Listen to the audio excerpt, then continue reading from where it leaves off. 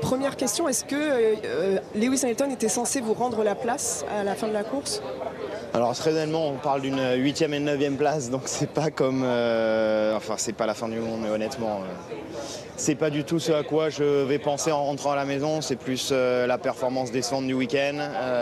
Je dois prendre ma part de responsabilité. C'est une grosse part de responsabilité sur un week-end aussi mauvais que celui-là, parce qu'en qualif, on avait le potentiel pour faire, je pense, première ligne, peut-être pas la pole, mais première ligne.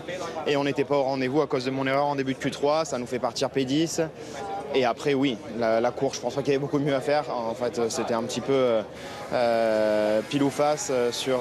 il fallait tomber sur la stratégie sur laquelle où il y avait le plus de voitures rapides qui étaient sur cette stratégie-là.